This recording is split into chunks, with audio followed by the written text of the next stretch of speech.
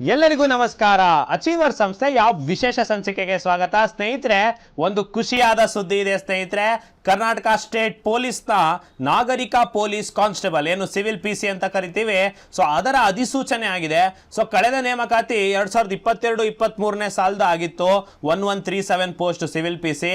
So ಅದಕ್ಕೆ ಸ್ವಲ್ಪ ಏನು 545 402 ಇಂದ ಪರಿಸ್ಥಿತಿಯಿಂದ ಕಾರಣದಿಂದ 2024 ಅಲ್ಲಿ ಎಕ್ಸಾಮ್ ಮಾಡಲಾಗಿತ್ತು.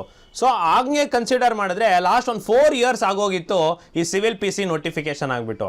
ಸೊ ಈಗ ಆಗಿದೆ ಸ್ನೇಹಿತರೆ, ತುಂಬ ಒಳ್ಳೆಯ ವಿಷಯ. ಅದ್ರ ಜೊತೆಗೆ ಒಂದು ಟ್ವಿಸ್ಟ್ ಕೂಡ ಇದೆ. ಸೊ ಹಾಗಾದ್ರೆ ಏನಪ್ಪ ಅದು ಅಂತ ಹೇಳಿದ್ರೆ, ಈ ಬಾರಿ ಪೊಲೀಸ್ ಕಾನ್ಸ್ಟೇಬಲ್ ಸಿವಿಲ್ ಎಕ್ಸಾಮ್ ಮಾಡ್ತಿರೋವಂಥದ್ದು KEA ಅಂದರೆ ಕರ್ನಾಟಕ ಎಕ್ಸಾಮಿನೇಷನ್ ಅಥಾರಿಟಿ. ಏನು ಕಳೆದ ಬಾರಿ PSI 545 402 ಅವ್ರು ಮಾಡಿದ್ರು, ಸೊ ಈ ಬಾರಿ ಕೂಡ ಅವರು KEA ಅವರೇ ಕೂಡ ಎಕ್ಸಾಮ್ ಅನ್ನ ಮಾಡ್ತಾ ಇದ್ದಾರೆ. ಸೊ KEA ವೆಬ್ಸೈಟ್ ನಲ್ಲೇ ಈ ಅಧಿಸೂಚನೆ ಬಂದಿರುವಂಥದ್ದು ಇನ್ನು ನೀವು ಗಮನಿಸಬೇಕು. ಜೊತೆಗೆ ಇನ್ನೊಂದೇನು ವಿಶೇಷ ಅಂತಂದ್ರೆ, ಎಕ್ಸಾಮ್ ಡೇಟ್ ಅನ್ನ ಮೊದಲೇ ಕೊಟ್ಟಿರುವಂತದ್ದು. ಸೊ ಆಗಸ್ಟ್ 2ನೇ ತಾರೀಕು 2026. ಇನ್ನೇನು ಇವತ್ತಿನ ದಿನಕ್ಕೆ ಒಂದು 56 ದಿನಗಳೇನು ಬಾಕಿ ಉಳ್ಕೊಂಡಿದೆ. ಸೊ ಅಷ್ಟೇ ಡೇಸ್ ನಿಮಗೆ ಇರುವಂತದ್ದು ಈ ಎಕ್ಸಾಮ್ಗೆ. ಸರ್ ಏನಾಯ್ತು ಸರ್, ಇವಾಗ ತುಂಬಾ ಕಡಿಮೆ ಟೈಮ್ ಆಗೋಯ್ತಲ್ಲ ಸರ್ ನಾನು ಜಾಬ್ ಮಾಡ್ತಾ ಇದ್ದೆ, ಇವ್ರ ನೋಟಿಫಿಕೇಶನ್ ಆಗಕ್ಕೆ ಲೇಟ್ ಆಗ್ತಿತ್ತು, ಈ ತರ ತುಂಬಾ ಜನ ಗೊಂದಲದಲ್ಲಿದ್ದೀರಾ. ಹಾಗೆ ತುಂಬಾ ಜನ ಕರೆಗಳನ್ನ ಮಾಡ್ತಾ ಇದ್ದೀರಾ. ಸೊ ಯಾವ ರೀತಿ ಓದಬೇಕು, ಜೊತೆಗೆ ಏನಂತ ಅಂದ್ರೆ, ಸರ್ ಈ ಸಬ್ಜೆಕ್ಟ್ ಓದ್ಬೇಕಾ, ಕರೆಂಟ್ ಅಫೇರ್ಸ್ ಓದಬೇಕೋ ಬೇಡವೋ, ಯಾಕಂದ್ರೆ ನೋಟಿಫಿಕೇಶನ್ ಅಲ್ಲಿ ಕರೆಂಟ್ ಅಫೇರ್ಸ್ ಬಗ್ಗೆ ಕೊಟ್ಟಿಲ್ಲ ಅಂತ ಹೇಳ್ಬಿಟ್ಟು, ಅಥವಾ ಯಾವ ಜಿಲ್ಲೆ ಹಾಕಿದ್ರೆ ಬೆಸ್ಟ್ ಸರ್, ಎಲ್ಲಿ ಜಾಸ್ತಿ ಪೋಸ್ಟ್ ಇದೆ ಸರ್, SC ST ಒಳ ಮೀಸಲಾತಿ ಸರ್ಟಿಫಿಕೇಟ್ ಮಾಡಿಸ್ಕೋಬೇಕಾ, ಕನ್ನಡ ಮಾಧ್ಯಮದವ್ರು ಏನು ಕನ್ನಡದ ಬಗ್ಗೆ ಕೊಟ್ಟಿದ್ದಾರೆ, ಈ ತರ ತುಂಬಾ ಗೊಂದಲಗಳಲ್ಲಿದ್ದೀರಾ. ಸೊ ಹೇಗೆ ಓದಬೇಕು, ಹೇಗೆ ಸ್ಟಾರ್ಟ್ ಮಾಡಬೇಕು, ಸೊ ಪ್ರತಿಯೊಂದು ವಿಚಾರವನ್ನ ನಾನು ನಿಮಗೆ ಹೇಳ್ತೀನಿ. ಸೊ ನಾನು ನೋಡಿ, ಇದು ಬೆಸ್ಟ್ ಸ್ಟ್ರಾಟಜಿ ಅಂತ ಹೇಳೋದಿಲ್ಲ, ಯಾಕಂತಂದ್ರೆ ಎಲ್ಲ ನೋಡಿ, ಬೆಸ್ಟ್ ಸ್ಟ್ರಾಟಜಿ ಒಂದೇ ಇರೋವಂಥದ್ದು, ಏನು ಅಂತಂದ್ರೆ ನೀವು ಓದ್ಕೊಳ್ಳೋ ಅಂಥದ್ದು. ಸೊ ಅದೇ ಬೆಸ್ಟ್ ಸ್ಟ್ರಾಟಜಿ ಸ್ನೇಹಿತರೆ. ಯಾವುದೇ ರೀತಿಯ ಮಾಸ್ಟರ್ ಪ್ಲಾನ್ ಆ ಥರದ್ದು ಏನೂ ಇಲ್ಲ ಸ್ನೇಹಿತರೆ. ಸೊ ನೀವೇನು 55 ಡೇಸ್ ಟೈಮ್ ವೇಸ್ಟ್ ಮಾಡ್ದಿರಂಗೆ, ಸೊ ನೀವು ಕರೆಕ್ಟಾಗಿ ಸ್ಟ್ರಾಟಜೈಸ್ ಮಾಡಿ ಓದೋದೇ ಸ್ಟ್ರಾಟಜಿ ಬಿಟ್ಟರೆ ಇನ್ನು ಯಾವುದೇ ರೀತಿ ಇರೋವಂಥದ್ದಲ್ಲ. ಸೊ ಈಗ ಹೊಸ ಸಬ್ಜೆಕ್ಟ್ನ ಓದೋ ಅಂಥದ್ದಾಗಿರ್ಬೋದು, ಹೊಸದಾಗಿ ನೋಟ್ಸ್ ಮಾಡೋ ಅಂಥದ್ದಾಗಿರ್ಬೋದು, ಮಾರ್ಕೆಟಲ್ಲಿ ಬರೋ ಯಾವುದೋ ಹೊಸ ಬುಕ್ಕನ್ನು ಖರೀದಿ ಮಾಡೋ ಅಷ್ಟು ಸಮಯ ನಿಮಗೆ ಇಲ್ಲ. ಸೊ ಹಾಗಾದರೆ ಯಾವ ರೀತಿ ಓದಬೇಕು, ಯಾವ ರೀತಿ ಶುರು ಮಾಡಬೇಕು ಅಂತ ಹೇಳಿಬಿಟ್ಟು ಸೊ ಆರಂಭದಲ್ಲಿ ನೋಡೋಣ. ಸೊ ಒಂದಿಷ್ಟು ಜನಕ್ಕೆ ನಂತರದಲ್ಲಿ ನಾನು ನೋಟಿಫಿಕೇಶನ್ ಅನ್ನು ಡೀಟೇಲ್ಡ್ ಎಕ್ಸ್ಪ್ಲನೇಷನ್ ಮಾಡ್ತೀನಿ. ಸೊ ನಂತರದ ವಿಡಿಯೋದ ಇನ್ನೊಂದು ಭಾಗದಲ್ಲಿ ಅಂತ ಹೇಳ್ತಾ ಸೊ ಸ್ಟಾರ್ಟ್ ಮಾಡೋ ಸ್ನೇಹಿತರೆ. ಸೊ ಆರಂಭದಲ್ಲಿ ನಾವೇನು ನೋಡ್ತೀವಿ ಅಂತಂದ್ರೆ, 55 ದಿನದಲ್ಲಿ ಓದೋದು ಹೇಗೆ ಅಂತ ಹೇಳ್ಬಿಟ್ಟು. ಸೊ ಇದು ಇಂಪಾರ್ಟೆಂಟ್. ಹಾಗೆ ಯಾವ ಜಿಲ್ಲೆ ಹಾಕಿದ್ರೆ ಬೆಸ್ಟ್ ನಿಮಗೆ, ಯಾಕಂತಂದ್ರೆ ಯಾವ ಜಿಲ್ಲೆಯಲ್ಲಿ ಎಷ್ಟೆಷ್ಟು ಪೋಸ್ಟ್ಗಳಿದಾವೆ, ಸೊ ಪ್ರವರ್ಗ ಸಿಗೆ ಎಷ್ಟಿದೆ, ಈ ತರ ನೀವು ಕ್ಯಾಟಗರೈಸ್ ವಾಸ್ ಮಾಡಿ ನೋಡಿದ್ರೆ ಎಷ್ಟು ವೇಕೆನ್ಸೀಸ್ ಇದೆ ಅನ್ನೋದು ಗೊತ್ತಾಗುತ್ತೆ. ಹಾಗೆ KEA ಅವ್ರ ಎಕ್ಸಾಮ್ ಮಾಡ್ತಾ ಇರೋದ್ರಿಂದ ಸೊ ಯಾವುದಕ್ಕೆ ಒತ್ತು ಕೊಟ್ಟು ಓದಬೇಕು, ಯಾಕಂದ್ರೆ ಹಳೆ PC ಪೇಪರ್ ನೀವು 2000 ಇಸ್ವಿದು 2002 2020 ತನಕನೂ ನೀವು PC ಪೇಪರ್ ನೋಡಿದ್ರೆ ತುಂಬ ಸುಲಭವಾಗಿರುತ್ತೆ ಅಂತ ನಿಮಗೆ ಅನಿಸುತ್ತೆ. ಸೊ ಆದರೆ ಈಗ ಆ ರೀತಿ ಇಲ್ಲ. ಸೊ ಹಾಗಾಗಿ ಹಳೆ ಆಸ್ಪಿರೆಂಟ್ಸ್ ಏನಿದ್ರು, ಸೊ ಅವರಕ್ಕಿಂತ ತುಂಬ ವಿಭಿನ್ನವಾಗಿ ಮತ್ತು ತುಂಬ ಟಫ್ನೆಸ್ ಆಗಿ ಹಾಗೆ ವಿಶೇಷವಾಗಿ ನೀವು ಓದ್ಕೋಬೇಕಾಗತ್ತೆ KEA ಎಕ್ಸಾಮ್ಸ್ಗೆ. ಅದನ್ನು ನೋಡೋಣ. ಹಾಗೆ ಅಪ್ಲಿಕೇಶನ್ ಹಾಕಬೇಕಾದ್ರೆ 8ನೇ ತಾರೀಕಿಂದ ಏನು ಪ್ರಾರಂಭವಾಗುತ್ತೆ. ಸೊ ಏನೇನು ಡಾಕ್ಯುಮೆಂಟ್ಸ್ ನಿಮ್ಮ ಹತ್ರ ಇರಬೇಕು, ಯಾವುದಿಲ್ಲ ಅಂದರೆ ಯಾವುದನ್ನು ಹೇಗೆ ರೆಡಿ ಮಾಡಿಸ್ಕೊಳ್ಳೋದು ಅನ್ನೋದು ಎಲ್ಲ ವಿಷಯವನ್ನು ನಾನು ಹೇಳ್ತಾ ಹೋಗ್ತೀನಿ. ಸೊ ಒಂದೊಂದಾಗಿ ನೋಡ್ತಾ ಹೋಗೋಣ. ಸೊ ಮೊದಲನೇ ಸ್ನೇಹಿತರೆ, ಎಷ್ಟು ದಿನ ಇದೆ ನಮಗೆ. ಸೊ ಅವರು ಎಕ್ಸಾಮ್ ಡೇಟ್ನ ನೋಡಿ, ಆಗಸ್ಟ್ 2 ಅಂತ ಕೊಟ್ಟಿದ್ದಾರೆ ನಮಗೆ. ಸೊ ಆಗಸ್ಟ್ 2 ಅಂದರೆ ಜೂನ್ 30ರಲ್ಲಿ ಈಗ ಆಲ್ರೆಡಿ 6ನೇ ತಾರೀಕು ನೋಟಿಫಿಕೇಶನ್ ಆಗಿರೋಂಥದ್ದು. ಒಂದು ದಿನ ಈ ವಿಡಿಯೋ ನೀವು ನೋಡ್ತೀರಾ ಅಂತಂದ್ರೂ ಕೂಡ 23 ಡೇಸ್ ಅಷ್ಟೇ ಪೆಂಡಿಂಗ್ ಇರೋದು ನಮಗೆ ಜೂನ್ ತಿಂಗಳಲ್ಲಿ. ಇನ್ನು ಜುಲೈಯ 31 ದಿನಗಳು ಕೂಡ ನಮಗೆ ಲಭ್ಯ ಇದೆ.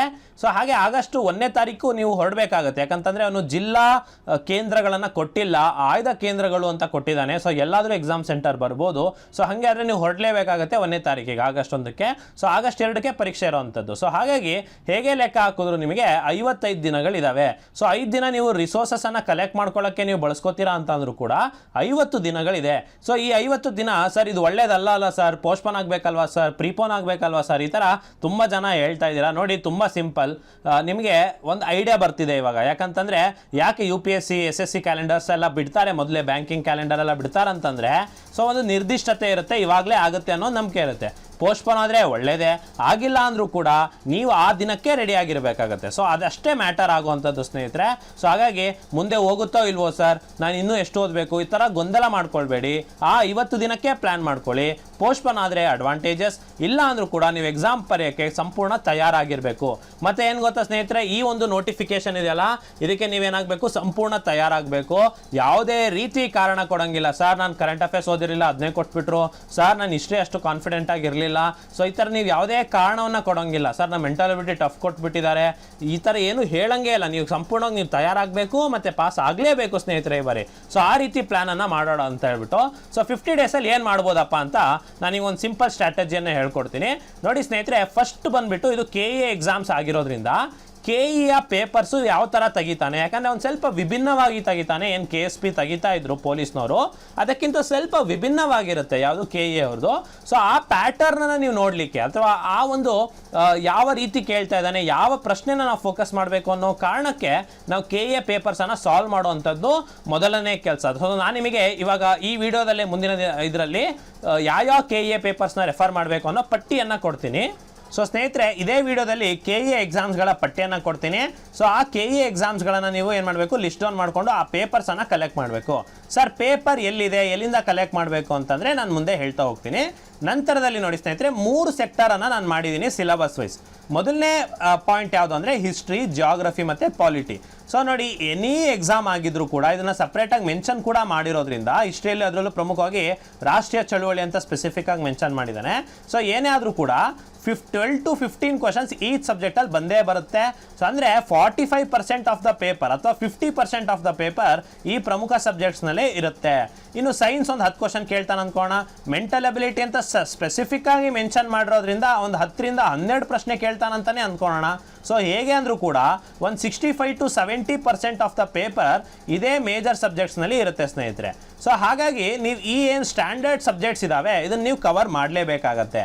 ಬಟ್ ಇಲ್ಲೊಂದು ಕ್ಯಾಚ್ ಇದೆ, ಏನು ಅಂತಂದರೆ ಜಿಯೋಗ್ರಫಿ ಆಗಿರಲಿ, ಪಾಲಿಟಿ ಆಗಿರಲಿ, ಹಿಸ್ಟ್ರಿ ಆಗಿರಲಿ ಅಥವಾ ಸೈನ್ಸ್ನೇ ಆಗಿರಲಿ, ಸೊ ಇವೆಲ್ಲ ಯಾವುದಕ್ಕೆ ಲಿಂಕ್ಡ್ ಇರುತ್ತೆ ಸಬ್ಜೆಕ್ಟ್ಸ್ ಅಂತಂದರೆ ಅದು ಕರೆಂಟ್ ಅಫೇರ್ಸಿಗಿರುತ್ತೆ. ಸೊ ಇವೊಂದು ಅವನು ಮೆನ್ಷನ್ ಮಾಡದೇ ಇರೋದ್ರಿಂದ ಕರೆಂಟ್ ಅಫೇರ್ಸ್ ಅಂತ ಹೇಳ್ಬಿಟ್ಟು GK ಅಂತ ಮೆನ್ಷನ್ ಮಾಡ್ಯಾನೆ ಸ್ನೇಹಿತರೆ. ಸೊ GK ಯಾವುದಾದರೂ GK ಆಗಿರ್ಬೋದು. ಸೊ ಹಾಗಾಗಿ ಕರೆಂಟ್ ಅಫೇರ್ಸ್ GKನ ಕೂಡ ನೀವು ಮರೆಯೋಂಗಿಲ್ಲ. ಸೊ ಎಕನಾಮಿಕ್ಸ್ ಕೂಡ ನೀವು ಓದಲೇಬೇಕಾಗ್ತದೆ. ಸೊ ಈ ರೀತಿ 3 ಸೆಕ್ಟರನ್ನು ನಾನು ನಿಮಗೆ ಮಾಡಿಕೊಟ್ಟಿದ್ದೀನಿ ಸ್ನೇಹಿತರೆ. ಸೊ ನೀವು ಫಸ್ಟ್ ಹಂತದಲ್ಲಿ ಪಾಲಿಟಿಯಿಂದ ನೀವು ಶುರು ಮಾಡಿದ್ರೆ ಪಾಲಿಟಿ, ಇತಿಹಾಸ, ಅದರಲ್ಲೂ ಮಾಡರ್ನ್ ಹಿಸ್ಟ್ರಿನ ಸ್ಪೆಸಿಫಿಕ್ ಆಗಿ ಹಾಗೆ ಜಿಯೋಗ್ರಫಿನ ಪ್ರಾರಂಭ ಮಾಡಿ. ಸೊ ನಿಮಗೆ 55 ಡೇಸಲ್ಲಿ ಒಂದು 50 ಡೇಸ್ ಅಂತ ಅಂದ್ಕೊಳ್ಳೋಣ. ಸೊ ಮೊದಲ 15 ದಿನ, ನಂತರ 10 ದಿನ, 25 ದಿನ ಆಗೋಯ್ತು. ಸೊ ನಂತರ 10 ದಿನ. ಸೊ ಇಲ್ಲಿಗೆ ನಿಮಗೆ ನೋಡಿ 35 ಡೇಸಲ್ಲಿ ಆಲ್ಮೋಸ್ಟ್ ಮ್ಯಾಕ್ಸಿಮಮ್ ಸಬ್ಜೆಕ್ಟ್ಸನ್ನು ನೀವು ಕವರ್ ಮಾಡಿರ್ತೀರಾ. ಮತ್ತು ಇನ್ನೊಂದು ಏನಂತಂದರೆ ಹೇಗೆ ಓದಬೇಕು ಸರ್ ಅಂದರೆ daily at least 2 core subjects, any of the 2 core ಸಬ್ಜೆಕ್ಟ್ಸನ್ನು ಓದಬೇಕು. ಕೋರ್ ಸಬ್ಜೆಕ್ಟ್ ಅಂದರೆ history, geography, polity, economics, science. So any of the 2 core ಸಬ್ಜೆಕ್ಟ್ಸನ್ನು ನೀವು ಓದಬೇಕು. ಜೊತೆಗೆ ಮೆಂಟಲ್ ಅಬಿಲಿಟಿಯನ್ನು ಕನಿಷ್ಠ ಪಕ್ಷ ಡೈಲಿ 1 ಅವರ್ ಆದರೂ ಪ್ರಾಕ್ಟೀಸ್ ಮಾಡಲೇಬೇಕು. ಅಂದರೆ ಕನಿಷ್ಠ ಪಕ್ಷ ಒಂದು 10 ರಿಂದ 15 ಲೆಕ್ಕ ಆದರೂ ನೀವು ಒಂದು ಟಾಪಿಕ್ನಲ್ಲಿ ಸಾಲ್ವ್ ಮಾಡಲೇಬೇಕು ಡೈಲಿ. ಜೊತೆಗೆ ಕರೆಂಟ್ ಅಫೇರ್ಸನ್ನು ಕೂಡ ಆನ್ ಅ ಡೈಲಿ ಬೇಸಿಸ್ ಓದಬೇಕಾಗತ್ತೆ. ಸರ್ ಇವಾಗ 12 ಎಷ್ಟು ತಿಂಗಳದ್ದು ಕರೆಂಟ್ ಅಫೇರ್ಸ್ ಓದಬೇಕು ಅಂತಂದರೆ ಸೊ ನೋಡಿ KE ಎಕ್ಸಾಮ್ಸ್ನ ನಾವು ಪ್ಯಾಟ್ರನನ್ನು ನೋಡಿದ್ರೆ 12 ಮಂತ್ಸ್ ಅಂದರೆ 1 ಇಯರ್ ಕರೆಂಟ್ ಅಫೇರ್ಸ್ನ ನೋಡಬೇಕಾಗತ್ತೆ. ಸೊ ಆಗಸ್ಟಿಗೆ ಎಕ್ಸಾಮ್ ಅಂತಂದರೆ ಕಳೆದ ಆಗಸ್ಟ್ 2025ರಿಂದನಾದರೂ ನಿಮಗೆ ಕರೆಂಟ್ ಅಫೇರ್ಸ್ ಗೊತ್ತಿರಲೇಬೇಕಾಗತ್ತೆ. ಜೊತೆಗೆ ನೀವು ನೋಡ್ತಾ ಇದ್ದರೆ KE ಪ್ಯಾಟರ್ನ್ ನೋಡ್ತಿದ್ರೆ ಸ್ಪೋರ್ಟ್ಸ್ ಬಗ್ಗೆ ಪಕ್ಕ ಒಂದು ಕ್ವಶನ್ ಕೇಳ್ತಾನೆ, ಅವಾರ್ಡ್ಸ್ ಬಗ್ಗೆ ಕೇಳ್ತಾನೆ. ಹಾಗೆ ಇತ್ತೀಚೆಗೆ Karnataka budget, economic survey related ಕೂಡ ಕ್ವಶನ್ಸ್ ಕೇಳ್ತಾನೆ, ಸ್ಕೀಮ್ಸ್ ಬಗ್ಗೆ ಕೇಳ್ತಾನೆ. ಮತ್ತು ನೀವು ಯಾವುದೇ PC ಪೇಪರ್ ನೋಡಿದ್ರು ಒಂದು ಫುಲ್ ಫಾರ್ಮ್ ಕೇಳಿರ್ತಾನೆ. B ಟ್ರ್ಯಾಕ್ ಅಂದರೆ ಏನು ಅಂತ ಒಂದ್ಸರಿ ಕೇಳಿದ್ದ. ಸೊ KSLPA ಅಂದರೆ ಏನು ಅಂತ ಫುಲ್ ಫಾರ್ಮ್ ಕೇಳಿದ್ದ. ಅಥವಾ ಸಂಸ್ಥೆಗಳು ಕೊಟ್ಟು ಅದರ ಹೆಡ್ ಕ್ವಾರ್ಟರ್ಸನ್ನು ಸುಮಾರು ಸರಿ ಕೇಳ್ತಾ ಇದ್ದಾನೆ. ಸೊ ಹಾಗಾಗಿ ಈ ಥರ ಒಂದಿಷ್ಟು ಕಾಮನ್ GK ಮತ್ತು ಕರೆಂಟ್ ಅಫೇರ್ಸ್ ಆಧಾರಿತ ಪಾಯಿಂಟ್ಸನ್ನು ಅವನ ಡೈಲಿ ಬೇಸಿಸ್ ನೀವು ಓದಬೇಕಾಗತ್ತೆ. ಮೆಂಟಲ್ ಅಬಿಲಿಟಿನ ಡೈಲಿ ಬಿಡಿಸ್ಬೇಕಾಗತ್ತೆ. Daily any of the 2 core ಸಬ್ಜೆಕ್ಟ್ಸನ್ನು ಕವರ್ ಮಾಡ್ತಾ ಹೋಗಬೇಕಾಗತ್ತೆ. ಸೊ ಮೊದಲ ಅರ್ಧದಲ್ಲಿ ನೀವು ಈ 3 ಮೇಜರ್ ಸಬ್ಜೆಕ್ಟನ್ನು ಮುಗಿಸ್ಕೊಂಡ್ರೆ ಸೈನ್ಸನ್ನು ಮತ್ತು ಮೆಂಟಲ್ ಅಬಿಲಿಟಿಯನ್ನು ನೀವು ಪ್ರಾಕ್ಟೀಸ್ ಮಾಡಿದ್ರೆ GKನ ಕರೆಂಟ್ ಅಫೇರ್ಸ್ ಥ್ರೂ ಕವರ್ ಮಾಡಿಕೊಂಡ್ರೆ ನಿಮಗೆ ಆಗುತ್ತೆ ಸ್ನೇಹಿತರೆ. ನೋಡಿ ನಾನು ಹೇಳಿದ್ನಲ್ಲ, ಯಾವುದೇ ರೀತಿ ಶಾರ್ಟ್ಕಟ್ ಇಲ್ಲ, ಯಾವುದೇ ರೀತಿ ಏನೂ ಇಲ್ಲ. ಮೇನ್ ಏನಪ್ಪ ಅಂದರೆ ಓದಬೇಕು, ಅದೊಂದೇ ಇರೋವಂಥದ್ದು ಸ್ನೇಹಿತರೆ.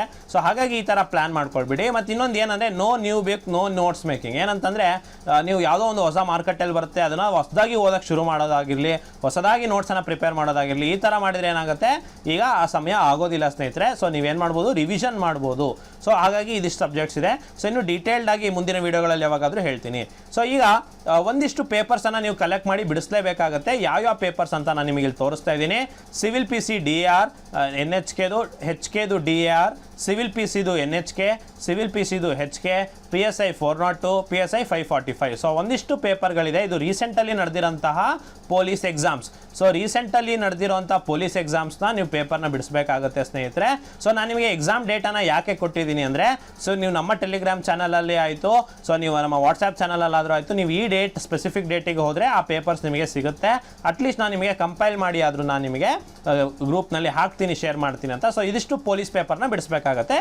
ಬಟ್ ಇದರಲ್ಲಿ ಒಂದು ಕ್ಯಾಚ್ ಇದೆ, ಏನಂದರೆ 545, 402 ಮಾತ್ರ KEಯಿಂದ ಮಾಡಿರೋದು, ಇವನ್ನೆಲ್ಲ ಪೊಲೀಸ್ ಡಿಪಾರ್ಟ್ಮೆಂಟ್ ಅವ್ರು ಮಾಡಿರೋದು. ಸೊ ಈ ಒಂದು ಆ್ಯಕ್ಚುಯಲ್ ಮಾನದಂಡ ಆಗೋದಿಲ್ಲ ನೀವು ಇದನ್ನು ಬಿಡಿಸ್ಬೇಕಂತ, ಬಟ್ ಈ ಮಟ್ಟದಲ್ಲಿ ಬರುತ್ತೆ ಅನ್ನೋದು ನಿಮಗೆ ಕ್ಲಾರಿಟಿ ಸಿಗುತ್ತೆ.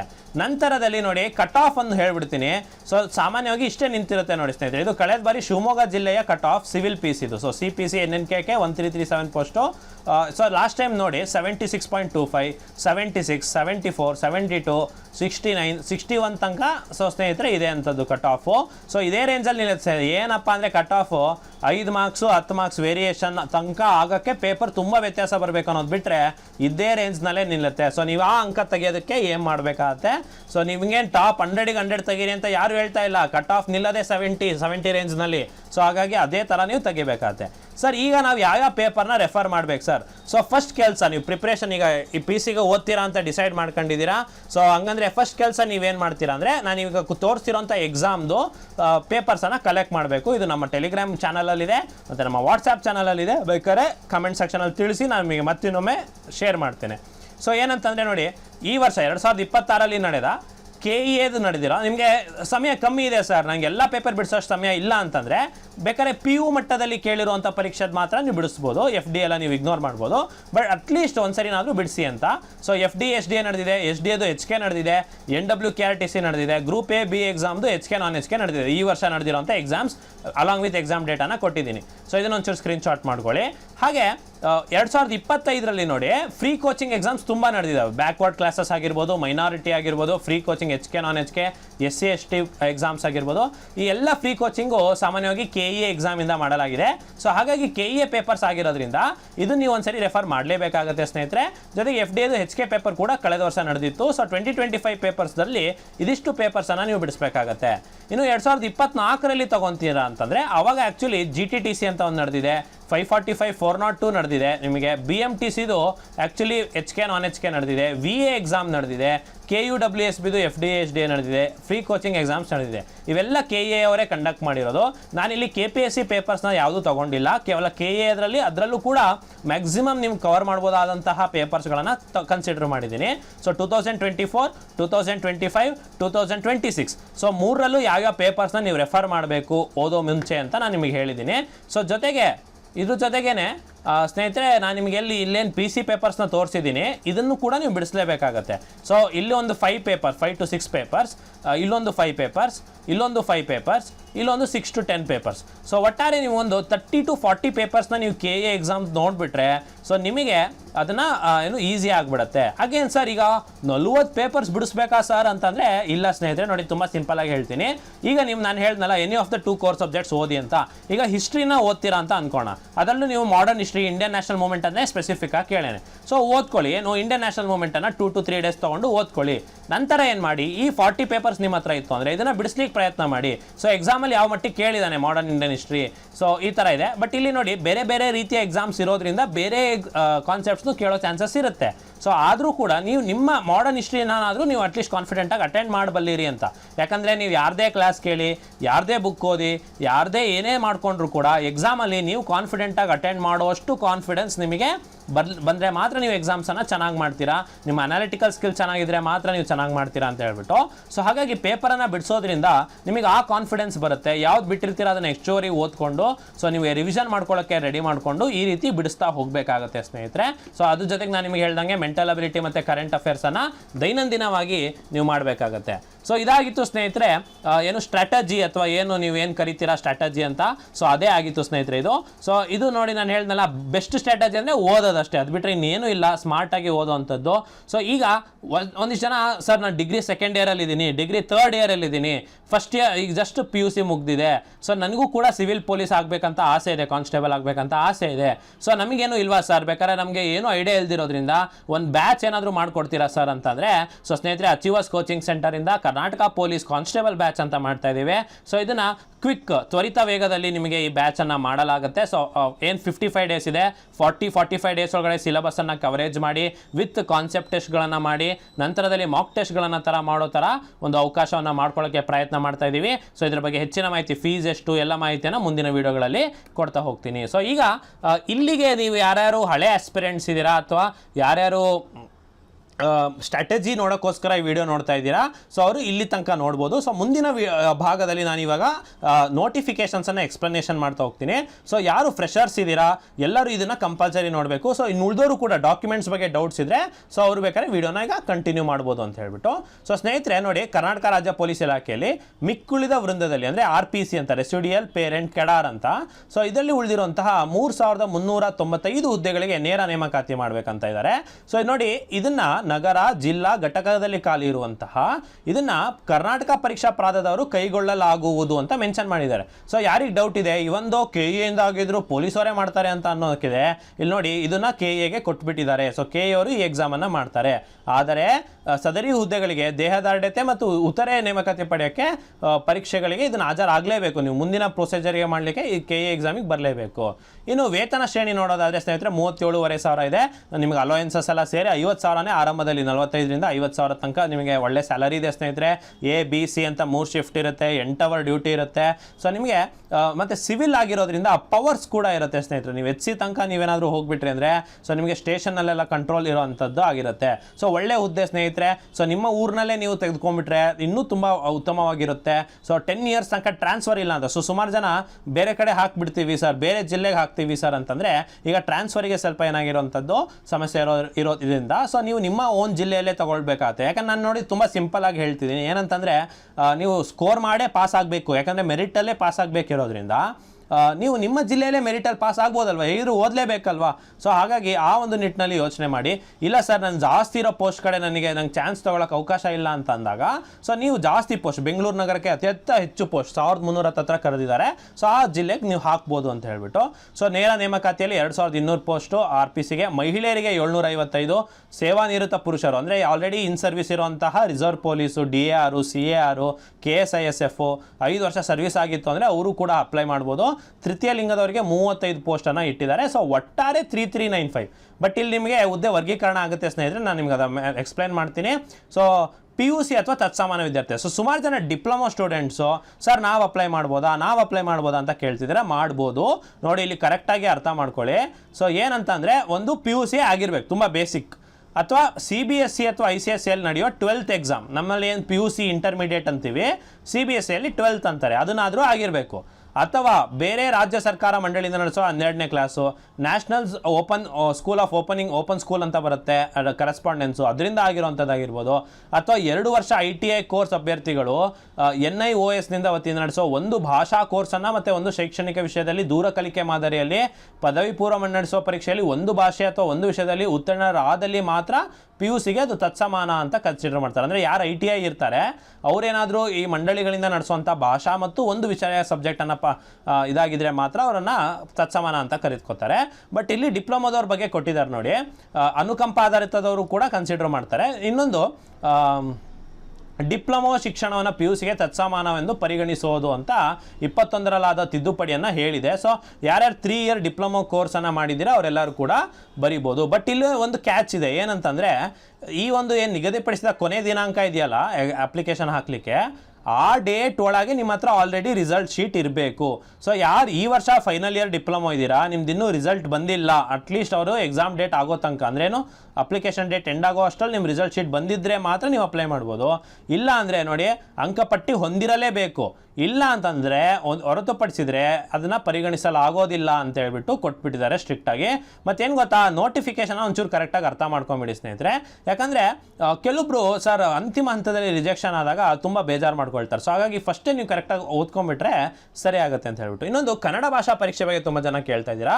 ನೋಡಿ, ಕನ್ನಡ ಭಾಷೆ ಪರೀಕ್ಷೆಗಾಗಿ ಏನಂತಂದರೆ ಅಭ್ಯರ್ಥಿಯು ಕರ್ನಾಟಕ ಪ್ರೌಢ ಶಿಕ್ಷಣ ಪರೀಕ್ಷಾ ಮಂಡಳಿಯಿಂದ ನಡೆಸುವ ಅಥವಾ SSLC ಪರೀಕ್ಷೆಯಲ್ಲಿ ಅಥವಾ ರಾಜ್ಯಸಭೆ ಯಾವುದೇ ಅದೇನು ರಿಲೇಟೆಡ್ ತತ್ಸಮಾನ ಇದೆ ಅದರಲ್ಲಿ ಪ್ರಥಮ ಅಥವಾ ದ್ವಿತೀಯ ಭಾಷೆಯಾಗಿ ಅಭ್ಯಾಸಿದ್ರೆ ಮಾತ್ರ ಅವರಿಗೆ ಅಧ್ಯಯನ ಮಾಡಿ ಇಂಥ ಪರೀಕ್ಷೆ ಪಾಸ್ ಮಾಡಿದರೆ ಅವರಿಗೆ ಯಾವುದೇ ಆಯ್ಕೆ ಪ್ರಾಧಿಕಾರದಿಂದ ನಡೆಸಿದ ಕನ್ನಡ ಭಾಷೆ ಪರೀಕ್ಷೆಯಲ್ಲಿ ಉತ್ತೀರ್ಣರಾಗಿದ್ದಾರೆ ಅವರಿಗೆ ವಿನಾಯಿತಿ ಇರುತ್ತೆ ಅಂತ ಹೇಳ್ಬಿಟ್ಟು ಇಲ್ಲಿ ನೋಡಿ ಮಾರ್ಕ್ ಮಾಡಿದ್ದೀನಿ. ಏನಂತಂದರೆ ನೀವು SSLCಯಲ್ಲಿ first or second language Kannada ಓದಿದ್ರೆ ಅಥವಾ ಈ ಹಿಂದೆ ಎಕ್ಸಾಮಿಗೆ ಕನ್ನಡ ಬರ್ದಿದ್ರಿ ಅಥವಾ KPSC ಎಕ್ಸಾಮ್ಸಲ್ಲಿ ಕಡ್ಡಾಯ ಕನ್ನಡ ಬರ್ದಿದ್ರಿ ಅಂತಂದರೆ ಸೊ ನಿಮಗೆ ವಿನಾಯಿತಿ ಇರುತ್ತೆ.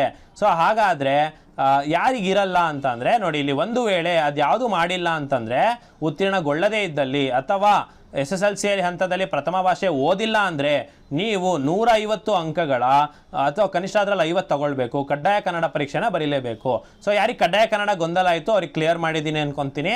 SSLCಯಲ್ಲಿ first or second language Kannada ಓದಿದ್ರೆ ಅಥವಾ ಮುಂಚೆ ನಡೆದ ಎಕ್ಸಾಮ್ಸ್ಗಳಲ್ಲಿ ಪಾಸ್ ಮಾಡಿದರೆ ನೀವು ಬರೆಯೋ ಅವಶ್ಯಕತೆ ಇಲ್ಲ ಅಂದರೆ ಇದು ಯಾವುದೂ ಆಗಿಲ್ಲ ಅಂದರೆ ನೀವು ಕಡ್ಡಾಯ ಕನ್ನಡ ಬರೀಲೇಬೇಕಾಗ್ತದೆ ಅಂತ ಹೇಳ್ಬಿಟ್ಟು. ಸೊ ಇನ್ನು ಏಜ್ ಲಿಮಿಟು ನಿಮ್ಗೆ ಹೇಳಿರೋ ಹಂಗೆ ನಾನು ಹೇಳ್ದಲ್ಲ, ಹೇಗೆ 4 ಇಯರ್ಸಿಂದ ನೇಮಕಾತಿ ಆಗಿಲ್ಲ ಅಂತ ಹೇಳ್ಬಿಟ್ಟು, ಹಾಗಾಗಿ ಸರ್ಕಾರ ಏನು ಮಾಡಿಬಿಟ್ಟಿದೆ 5 ವರ್ಷ ಸಡಲಿಕೆ ಕೊಟ್ಟಿದೆ. 5 ವರ್ಷ ಸಡಲಿಕೆ ಕೊಟ್ಟಿರೋದ್ರಿಂದ ಸೊ ಈ ಮುಂಚೆ 28 ವರ್ಷ ಲಾಸ್ಟ್ ಆಗ್ತಿತ್ತು. ಸೊ ಅದಕ್ಕೆ +5 ಮಾಡಿ 33 ತನಕ ಏನು ಮಾಡಿದ್ದಾರೆ, ಎಕ್ಸ್ಟೆಂಡ್ ಮಾಡಿದ್ದಾರೆ. ಸೊ ಸಾಮಾನ್ಯ ಅರ್ಹತೆ ಜನರಲ್ ಇರೋವಂಥವ್ರು 33 ಏಜ್ ತನಕನೂ ಅವರು ಎಕ್ಸಾಮ್ಸನ್ನು ಬರೀಬೋದು. ಹಾಗೆ SC/ST ಅವರು 30 ಕೆಟಗರಿ ಅನ್ನೋರು 35, ಬುಡಕಟ್ಟಲ್ಲಿರುವಂಥವ್ರು ಆದಿವಾಸಿ ಬುಡಕಟ್ಟಿರೋರು 38 ತನಕನೂ ಕೂಡ ಎಕ್ಸಾಮ್ಸನ್ನು ಬರೀಬೋದು ಅಂತ ಹೇಳ್ಬಿಟ್ಟು. ಸೊ ಇನ್ನು ಸೇವಾನಿರತಲ್ಲಿರೋರು ಕೂಡ 38 ಮತ್ತು 40 ಇರೋವಂಥದ್ದು. ಈಗ ಪ್ರಮುಖ ಡೇಟ್ಗಳನ್ನು ನೋಡೋದಾದರೆ 8 ಜೂನಿಂದ ಅಪ್ಲಿಕೇಶನ್ ಸ್ಟಾರ್ಟ್ ಆಗುತ್ತೆ. ಸುಮಾರು ಜನ ನಿನ್ನೆ PDF ಸಿಕ್ಕ ತಕ್ಷಣ ಸರ್ ಅಪ್ಲೈ ಲಿಂಕ್ ಕಳಿಸಿ ಸರ್ ಅಂತ ನಮಗೆ ಇದು ಮಾಡ್ತೀರಿ. ಸೊ ನೋಡಿ, ಅಪ್ಲೈ ಲಿಂಕ್ ಇನ್ನೂ ಬಿಟ್ಟಿಲ್ಲ. 8 ಜೂನಿಗೆ ಲಿಂಕ್ ಓಪನ್ ಆಗುತ್ತೆ. ಏನೇನು ಡಾಕ್ಯುಮೆಂಟ್ ಇರಬೇಕು, ಡಿಜಿಲಾಕರ್ ಇರಬೇಕು, ಆಧಾರು, SSLC, ಕ್ಯಾಸ್ಟು, ಇನ್ಕಮು ಇದೆಲ್ಲ ಇರಬೇಕು. ಅದನ್ನ ಪಟ್ಟಿಯನ್ನು ಹೇಳ್ತೀನಿ. ಸೊ ಲಾಸ್ಟ್ ಡೇಟ್ ಯಾವುದಪ್ಪ ಅಂದರೆ 3 ಜುಲೈ. ಸೊ ನೀವೇನಾದರೂ ಡಿಪ್ಲೊಮಾ ಸ್ಟೂಡೆಂಟ್ ಆಗಿದ್ದು ಫೈನಲ್ ಇಯರ್ ಅಥವಾ ಈಗ PUC ರಿಸಲ್ಟ್ ಸೆಕೆಂಡ್ ಎಕ್ಸಾಮ್ ಬರೆಯುವಂಥವ್ರಾಗಿರ್ಬೋದು. ಸೊ 3 ಜುಲೈ ಒಳಗಡೆ ನಿಮ್ಮ ಅಂಕಪಟ್ಟಿ ರೆಡಿ ಇತ್ತು ಅಂದರೆ ನೀವು ಎಕ್ಸಾಮ್ಗೆ ಅಪ್ಲೈ ಮಾಡ್ಬೋದು. ಸೊ ಶುಲ್ಕ ಪಾವತಿ ಮಾಡೋಕ್ಕೆ 4 ಜುಲೈ ಇರುತ್ತೆ. ಸೊ ಫೀಸ್ ಎಷ್ಟಿದೆಯಪ್ಪ ಅಂದರೆ ಜನರಲ್ಲು OBC ಅವರಿಗೆ 750, SC/ST ಎಕ್ಸ್ ಸರ್ವಿಸ್ ಮೆನ್ನು ಕೆಟಗರಿ 1 ಅವರಿಗೆ 500 ರೂಪಾಯಿ ಇರೋವಂಥದ್ದು. ಸೊ ಇದು ಸರ್ ಕಾಸ್ಟ್ಲಿ ಆಯ್ತಲ್ಲ ಸರ್ ಅಂತಂದರೆ KA ಎಕ್ಸಾಮ್ಸ್ ಇಷ್ಟೇ ಎಕ್ಸಾಮ್ಸನ್ನು ಫೀಸ್ನ ಇಸ್ಕೋತಾರೆ. ಅವ್ರು ಲಾಸ್ಟ್ 2-3 ಇಯರ್ಸಿಂದ ಏನು ಹೆಚ್ಚುವರಿ ಮಾಡಿಲ್ಲ. ಸೊ KA ಎಕ್ಸಾಮ್ದು ಫೀಸು ಇಷ್ಟೇ ಇರುತ್ತೆ ಅಂತ ಹೇಳ್ಬಿಟ್ಟು. ಜೊತೆಗೆ ಈಗ ನೋಡಿ ಸರ್ ಸಿವಿಲ್ PC ಆದಮೇಲೆ ಏನೇನಿರುತ್ತೆ ಸರ್ ಅಂದರೆ ನೋಡಿ, ಮೊದಲು DG IGP ಅವರು ಕಾಲಕ್ಕೆ ನಿರ್ದಿಷ್ಟ ತರಬೇತಿ ಪಡೆದು 9 ತಿಂಗಳ ಫೌಂಡೇಶನ್ ಕೋರ್ಸನ್ನು ನೀವು ಅವ್ರು ನಿಗದಿಪಡಿಸಿದಂಥ ತರಬೇತಿ ಕೇಂದ್ರ ನಮ್ಮ ಕಡೂರಿನಲ್ಲಿದೆ, ಮೈಸೂರಿನಲ್ಲಿದೆ, ಬೆಂಗಳೂರಿನಲ್ಲಿದೆ, ಈ ಥರ ಹಲವಾರು ಕಡೆ ಏನು ತರಬೇತಿ ಕೇಂದ್ರ ಇದೆ. ಪೊಲೀಸ್ ಕಾನ್ಸ್ಟೇಬಲ್ ತರಬೇತಿ ಕೇಂದ್ರ, ಸೊ ಪೊಲೀಸ್ ತರಬೇತಿ ಕೇಂದ್ರ ಅಂತ, ಅಲ್ಲಿ ನೀವು 9 ತಿಂಗಳ ಫೌಂಡೇಶನ್ ಕೋರ್ಸನ್ನು ಪಾಸ್ ಮಾಡಲೇಬೇಕು. ಇದರಲ್ಲಿ ಅನುತ್ತೀರ್ಣರಾದರೆ ನೀವು ಇದರಲ್ಲಿ ಕೂಡ ಪಾಸ್ ಆಗಲಿಲ್ಲ ಅಂದರೆ ಅವಾಗಲೂ ಕೂಡ ನೀವು ರಿಜೆಕ್ಷನ್ ಆಗ್ತೀರಾ ಅಂತ ಹೇಳ್ಬಿಟ್ಟು. ಸೊ ಟ್ರೈನಿಂಗನ್ನು ಕಂಪ್ಲೀಟ್ ಮಾಡಬೇಕು 9 ಮಂತ್ಸ್. ಅದಾದಮೇಲೆ 2 ವರ್ಷ 6 ತಿಂಗಳು 2.5 ವರ್ಷ ಕಾಯಂ ಪೂರ್ವ ಅವಧಿಯಲ್ಲಿ ಇರುತ್ತಾರೆ. ಅಂದರೆ ಪ್ರೊಬೇಷನರಿ ಪೀರಿಯಡ್ ಅಂತ ಕರಿತೀವಲ್ವ, ಅದರಲ್ಲಿ ಇರ್ತಾರೆ. ನಂತರದಲ್ಲಿ ಅವರಿಗೆ ಕಡ್ಡಾಯ ಆಗಿಬಿಡುತ್ತೆ ಅಂತ ಹೇಳ್ಬಿಟ್ಟು, ಸೊ ಪರ್ಮನೆಂಟ್ ಆಗಿಬಿಡುತ್ತೆ ಅಂತ. ಸೊ ಆರಂಭದ ವೇತನ ಶ್ರೇಣಿ ನೋಡ್ಬೋದು, 37,500ರಿಂದ ಸ್ಟಾರ್ಟ್ ಆಗುತ್ತೆ. ಸೊ ಒಳ್ಳೆ ಸ್ಯಾಲರಿ ಮತ್ತು ಪಿಂಚಣಿ NPS ಪ್ರಕಾರ ಇರುವಂಥದ್ದು. ಸೊ ಇನ್ನು ಲಿಖಿತ ಪರೀಕ್ಷೆ, ಇಲ್ಲೊಂದು ನಾನು ವಿಷಯ ಹೇಳಬೇಕಂತ ಇದನ್ನು ತಗೊಂಡೆ. ಸೊ ಆಫ್ಲೈನ್ ಮಾದರಿ OMR ಮಾದರಿ ಇರುತ್ತೆ. ಬಟ್ ಇಲ್ಲೊಂದು ವಿಶೇಷ ಇದೆ ನೋಡಿ, ಏನಂದರೆ ಇಲ್ಲಿ ಕೊಟ್ಬಿಟ್ಟು ನೋಡಿ, ಲಿಖಿತ ಪರೀಕ್ಷೆಯನ್ನು ರಾಜ್ಯದ ಆಯ್ದ ಜಿಲ್ಲಾ ಕೇಂದ್ರದಲ್ಲಿ ಮಾತ್ರ ನಡೆಸಲಾಗುವುದು. ಆಡಳಿತಾತ್ಮಕ ಉದ್ದೇಶದಿಂದ ಕೇಂದ್ರಗಳಿಗೆ ಬದಲಾವಣೆ ಷರತ್ತಿಗೆ ಒಳಪಟ್ಟಿರುತ್ತೆ. ಸೊ ಏನಂತಂದರೆ ಇತ್ತೀಚೆಗೆ PGCET ಎಕ್ಸಾಮ್ನ ಶಿವಮೊಗ್ಗ ವಿದ್ಯಾರ್ಥಿಗಳಿಗೆಲ್ಲ ತುಮಕೂರು ಹಾಕಿದ್ದ KA ಓದೋರು ಕೂಡ. ಸೊ ಮುಂಚೆ ಸರಿ PC ಎಕ್ಸಾಮ್ ಬರ್ದವ್ರಿಗೆ ಗೊತ್ತಿರುತ್ತೆ, ಒಬ್ಬರು ಮೈಸೂರಿಗೆ ಹೋಗಿ ಬರೆದ್ರು, ಒಬ್ಬರು ಬಾಗಲಕೋಟೆಗೆ ಹೋಗಿ ಬರೆದ್ರು. ಸೊ ನೀವು ಆಯ್ದ ಜಿಲ್ಲಾ ಕೇಂದ್ರಗಳಲ್ಲೇ ನಡೆಸ್ತಾರೆ, ನೀವು ಅದನ್ನು ಕ್ವಶನ್ ಮಾಡೋಂಗಿಲ್ಲ ಅಂತ ಮೊದಲೇ ಹೇಳ್ಬಿಟ್ಟಿದ್ದಾನೆ. ಜೊತೆಗೆ ಏನಂತಂತಂದರೆ ಯಾವುದೇ ಕಾರಣಕ್ಕೂ ಬದಲಾವಣೆ ಮಾಡೋ ಅವಕಾಶ ಇಲ್ಲ ಸರ್, ನಂಗೆ ಇಲ್ಲಿ ಬರೆಯೋಕೆ ಆಗೋದೇ ಇಲ್ಲ ಸರ್, ಆ ಥರ ಎಲ್ಲ ನೀವೇನೂ ಮಾಡೋಕ್ಕೆ ಬರೋದಿಲ್ಲ. ಜೊತೆಗೆ ಈಗ ಕರೆಕ್ಟಾಗಿ ಕೇಳಿಸ್ಕೊಳ್ಳಿ, ಎಕ್ಸಾಮ್ ಸಿಲೆಬಸ್ ಏನು ಕೊಟ್ಟಿದ್ದಾನಂತ ನೋಡಿ. ಲಿಖಿತ ಪರೀಕ್ಷೆಯಲ್ಲಿ ಸಾಮಾನ್ಯ ಜ್ಞಾನ, ಸೊ 1 ಸಬ್ಜೆಕ್ಟ್ ಆಯಿತಾ, ವಿಜ್ಞಾನ 2 ಸಬ್ಜೆಕ್ಟು, ಭೂಗೋಳ 3 ಸಬ್ಜೆಕ್ಟು, ಇತಿಹಾಸ 4 ಸಬ್ಜೆಕ್ಟು, ಸೊ ಭಾರತದ ಸಂವಿಧಾನ 5ನೇ ಸಬ್ಜೆಕ್ಟು, ರಾಷ್ಟ್ರೀಯ ಸ್ವಾತಂತ್ರ್ಯ ಚಳುವಳಿ. ನೋಡಿ ಇದು ಆ್ಯಕ್ಚುಲಿ ಹಿಸ್ಟ್ರಿನೇ, ಬಟ್ ಇಲ್ಲಿ ಸ್ಪೆಸಿಫಿಕ್ ಆಗಿ ಮೆನ್ಷನ್ ಮಾಡಿರೋದ್ರಿಂದ ನೀವು ಅದನ್ನು ಓದಲೇಬೇಕು.